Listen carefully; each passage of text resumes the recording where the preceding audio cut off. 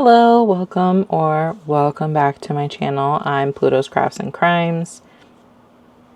My name is Aisha, but hi, whatever. We got another case, and I'm making more capybaras because I need to.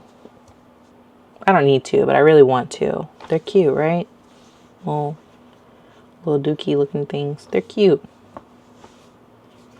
So today we're going to be talking about the Zanesville Zoo tragedy. And if you've watched Tiger King, they did mention it very briefly with Joe Exotic during the show. I think it's like the very first or the second episode that they mention it. I think it's the first one because the second one has the arm being ripped off. So I think it's the very first episode.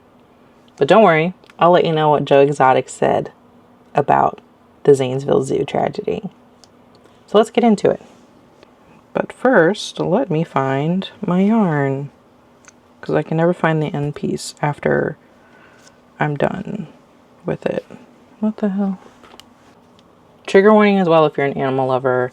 Maybe don't listen to this specific one, because it does revolve around animal cruelty and animal death. So just be warned.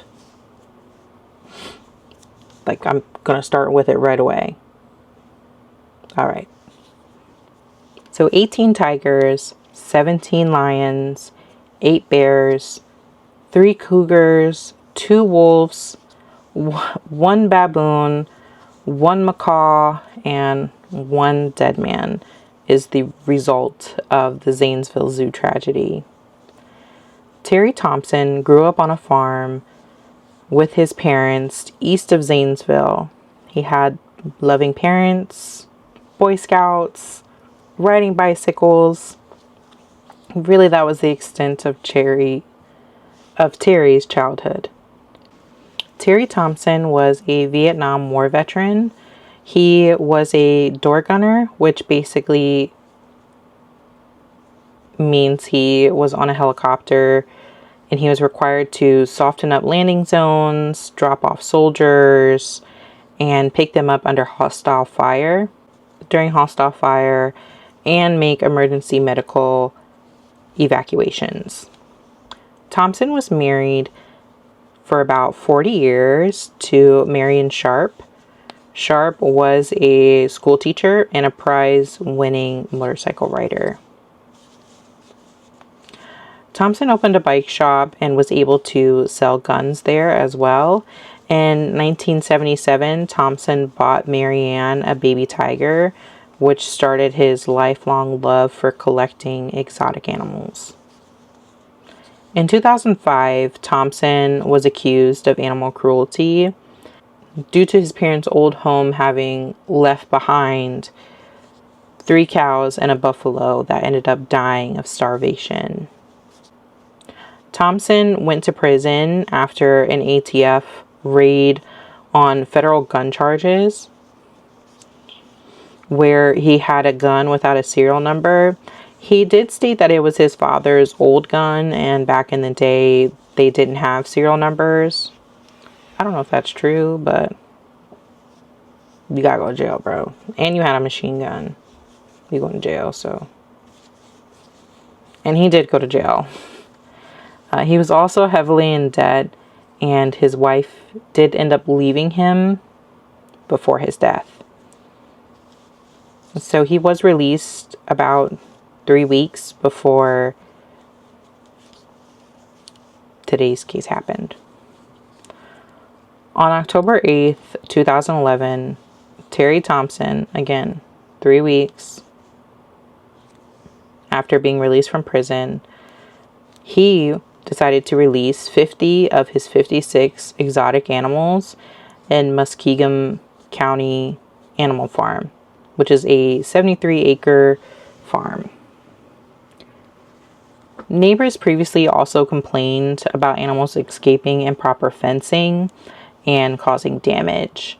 There was at one point, his neighbor did admit that he had to unalive 2 of Thompson's dogs just due to them being wild and no training, and they did Thompson's dogs did end up killing some of the neighbors' horses. So Thompson's dogs killed his neighbor's horses, and they had to put those dogs down because they were under control. Fair? That's fair. Can't take control of your animals. Kind of got to do something with them. So the events of today's case started with that same neighbor whose horses were eaten by the dogs. He was out to go get a couple of his other horses when he spotted a black bear in Thompson's yard, which he knew he had animals, exotic animals, but he had never seen them out of their cages alone, right? And he decided to then make his way back to the barn where his horses were being held when he noticed a lion. Still not in their cage. It was just sitting there, chilling. Which would freak me out. But he was very calm, and he made it back to his stable or barn, and he called his mother to warn her, because they lived on the same property, of what was happening and to stay inside. And then he called the police to report the bear and the lion. Deputy Jonathan Mary was the first to arrive on scene. He went to the neighbor's address to kind of deal with what's going on and see what they can report back to him. And then he spotted a gray wolf just kind of chilling right behind him. And when he turned, he went to go chase after it, because at that point the wolf had started to walk away. And Deputy Mary followed the wolf until he was given orders to put it down. The wolf fell immediately after one shot, but the deputy really didn't want to take any chances, and he put a couple more shots in just in case. A call came in about fellow officers cornering a lion on the property. So Mary rushed over, knowing he was the only one to have a rifle in his car. So when he tried to go reach for the rifle, it got stuck.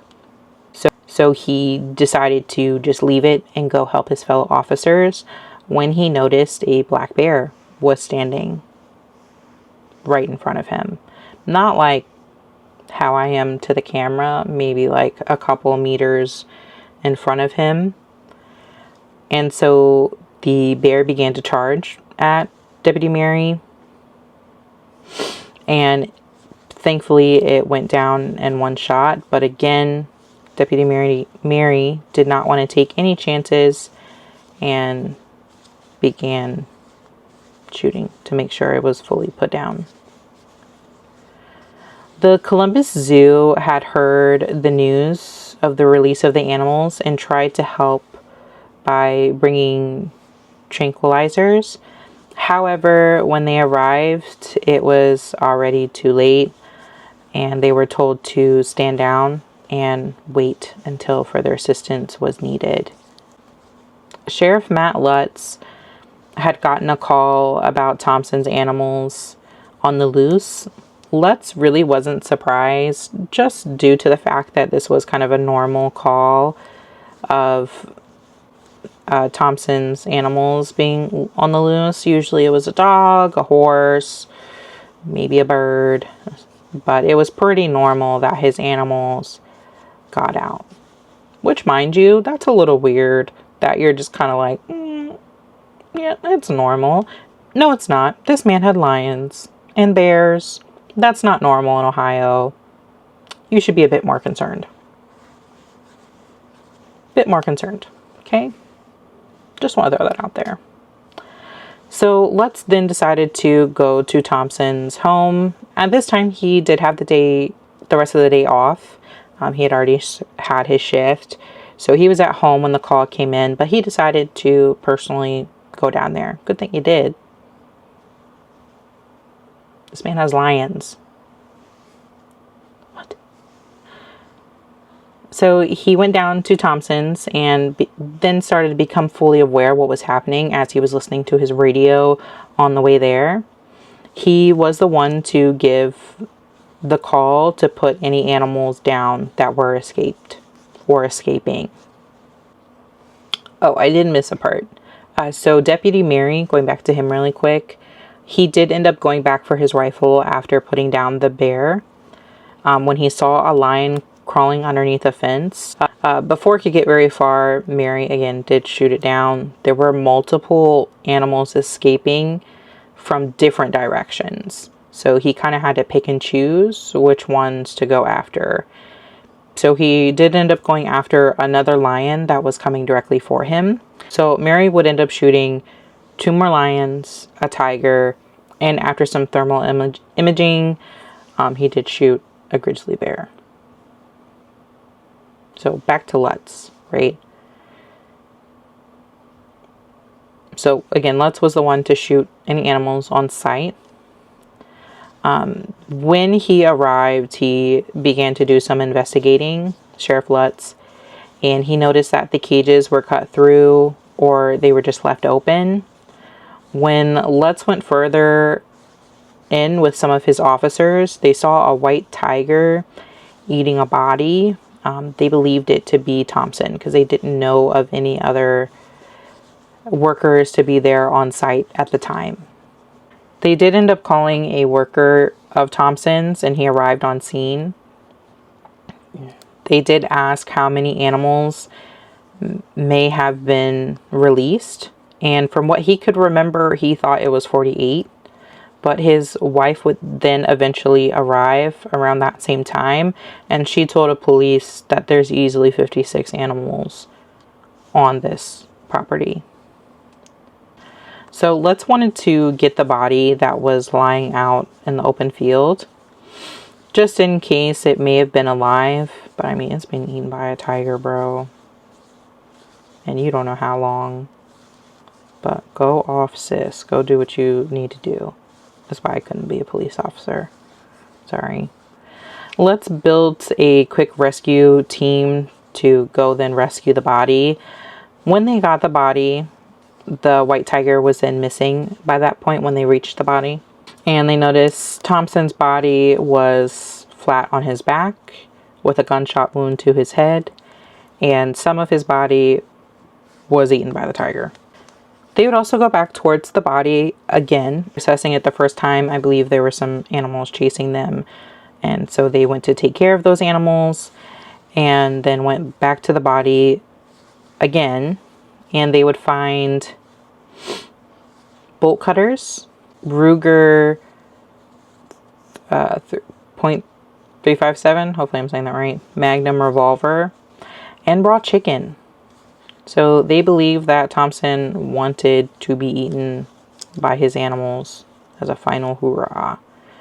There were also large lacerations on Thomas's body. The autopsy reported it was about 2 1/4 inch vertical lacerations on his right lower forehead.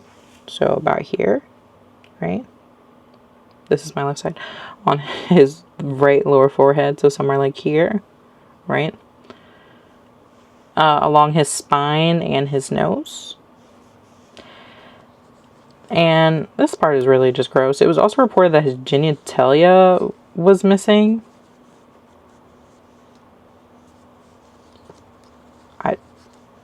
I'm very concerned as to why they were eating this man's genitalia, but I mean, they're animals. I guess eat the best parts. That's not funny. I'm sorry.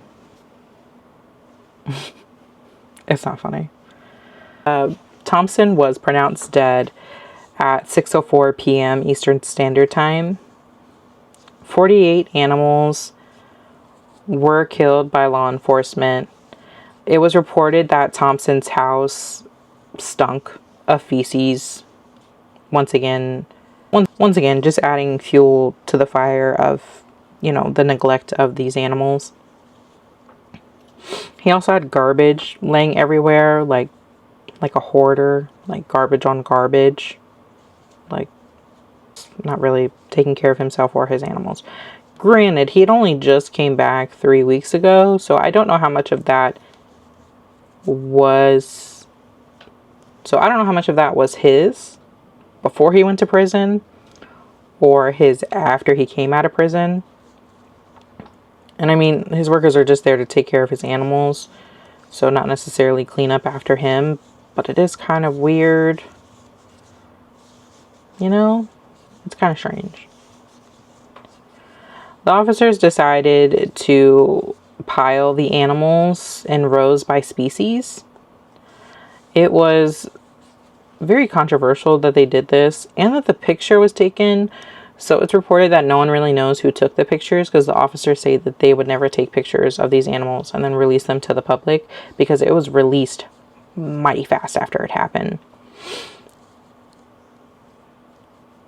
And a lot of people called it tasteless and inhumane to the animals that they had already killed. But, I mean, you gotta know how many you killed and how many were left. Not saying what they did was very smart. But, I mean, they also have to take evidence photos. But people were saying that they released it for, like, kind of like trophy-ish reasons. But I don't necessarily think it was that. But also, I don't know who took that photo. And then would just release it to the public. So it was a total of 18 Bengal tigers, 6 black bears, 2 grizzly bears, 2 wolves, 1 macaw monkey, 1 baboon, 3 lions, 3 mountain lions, 17 African lions, which 9 were male and 8 were female. They were all the ones set loose, and they were buried on the land after. However, 3 leopards, 1 grizzly bear, and 2 monkeys were left in cages and were sent to the Columbus Zoo. Now, if you don't know anything about the Columbus Zoo, let me tell you a little bit about Jack Hanna, right? Jack Hanna was a TV wildlife expert, and he's a director. He's kind of retired now, but he's like a director that doesn't really have too much say in the Columbus Zoo. He's very popular here. I don't honestly care. Jack Hanna did call the police killings of the animals necessary. Again, just due to the fact that the Columbus Zoo couldn't get there quick enough to the incident, and the tranks would take a very long time and a lot of them to take down these large animals. So he did call them necessary. However, during the press conference, because I watched it live in 2011, as well as I rewatched it again, he didn't seem too happy about what was said with the killings. I mean, I get it. He's an animal lover, and he probably wanted to save them as much as possible. But you could see some animosity between him and the sheriff when they were announcing what they killed and how many were killed. I'm surprised if they didn't just tell him right then and there before the press conference, or if he found out when everyone else found out, which is kind of weird. But, I mean, he's not a police officer, so I guess they really don't have to tell him anything. But it would kind of make sense to tell... Whatever. Ohio's weird to me anyway. So yeah, Jack Hanna, big animal celebrity. Kind of like the Joe Exotic, right? He's not as bad anymore, but he's kind of like the Joe Exotic of Ohio. Whatever. So with him working at the Columbus Zoo was aware of Thompson and his treatment of animals, because during his ATF raid, the ATF had asked the Columbus Zoo to come down and check on the animals, just to make sure that they weren't doing anything that would kind of halt, you know, the working of the animals and didn't disturb them, you know, that type of stuff. They were kind of concerned with that. And I guess they couldn't, I'm not really sure why the Columbus Zoo didn't take the animals, because if they were already aware of Thompson and saw the animals, which some of them were malnourished, I'm not really sure why they didn't just take them, you know. I'm not sure. It didn't say in any article that I read why the zoo didn't try to take them, didn't report him to wherever reporting need to be. They kind of just didn't do anything, but then were shocked that something happened. I don't know. Didn't make sense to me. The Ohio Governor John Kasich called for a temporary moratorium, which is a suspension of an activity or law on the sale of exotic animals. A bill was sponsored requiring a permit and liability insurance for private owners of exotic animals. This bill was sponsored by Zanesville Rep in the Ohio Senate, Troy Balderson. The bill was later signed in 2012 on June 5th, and owners were required to have permits by January 1st, 2014. There were no previous regulations or laws on the purchase of ownership of exotic animals, which I didn't know that. It's quite interesting. So Joe Exotic said, and I quote, "There would be a small Waco if you think anyone would come in here and take my animals." Which, if you don't know, Waco, Texas siege ended in the shooting of ATF agents, and extremely controversial for a bunch of different reasons. If you want me to do that case, let me know, because I love that case. And some very good information on the case as well. But yeah, Joe Exotic said due to people trying to take his animals, he would have a little small Waco. And I remember in the show, they were talking about kind of how if they did do it, they would do kind of the same lines of how the Waco siege happened. All in all, to say, Joe Exotic is crazy. But this man didn't have the capability to really run a private, I don't even want to call it a zoo because it's not really a zoo, a private farm for his animals, and again was in debt. Although during that time I think it was like $40,000 for like a baby tiger, but I don't think you could breed them during that point anymore. Either way, Joe Exotic is crazy. But then on the other hand, our version of Joe Exotic, little tamer, right? He became a director of a zoo. He did have history of some malpractice with his animals. So it was reported that Jack Hanna was previously a private zoo owner, and he did have an incident on his zoo that resulted in a boy's arm getting ripped off, kind of similar to Joe Exotic, right? Like I said, our version of Joe Exotic, just a little tamer. However, Jack Hanna liked to claim that he learned from his mistakes and became a lot safer with his animals and wanted to go into a different direction, which was the Columbus Zoo. A lot of people called hypocrisy on Jack Hanna because he believed there should be stricter laws for private owners, and the private owners did not agree because Jack Hanna was previously them before and basically sold out when he became the director of the Columbus Zoo. But I mean, I think either way it's kind of wrong. You really shouldn't be, there really shouldn't be any zoos. Animals should be in the wild, but you can also make the argument that there is technically kind of not a wild anymore for these animals to live and survive in because we're taking over their land. However, right, you're all wrong. Just leave the animals alone. Let them be. Let them live. And stop worrying about who has the coolest animals or who can make the more money and babies. I ain't no Carol Baskin, but, just let them, leave the animals alone. Like, damn.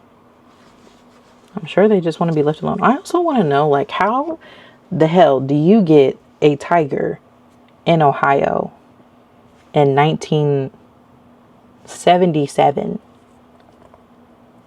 How does one do that? Where are you importing the lion from? Are you going all the way to Africa to bring the lion, or Asia to bring the lion to Ohio? What is the process of that? Because to me, that just blows my mind. Rich people and their animals and shit. But yeah, that's the story of the Zanesville Zoo. Again, I was alive when that happened in 2011. I saw that shit happen live. I remember it came on the radio that there was a lion on the highway. I don't know how true that is, but there was a lion on the highway, and then this woman went out to her yard and there was a monkey in her yard, like a baboon or something. And it was so crazy. I remember everyone had to shelter in place. It didn't matter where you were in Ohio. You had to shelter in place while it was happening until, it was lifted. Which I don't think it took very long for it to be lifted, to be honest. But it was crazy. Especially to be in the state that it happened to. But, are you surprised that it happened in Ohio? No, I'm not. But thank you so much for watching, listening. However you're here, appreciate you being here. Like, subscribe, do the thing people tell you to do. Let me know what you want me to talk about. Because I don't have anything written down yet. But I'm sure by the time this comes out, I'll have something. But let me know what you want me to talk about next. Love ya. I messed this up at some point. I don't know when I did, but I messed this up. But maybe I'll have them done, and then you guys can see the different things I'm going to do to them. Because again, they're going to a gachapon machine, so there'll be like different versions of it. Like one will have a little cute backpack, one will have a little orange on its head, and some of them will just be the regular capybaras by itself. Okay, fixed it. Love you. Bye.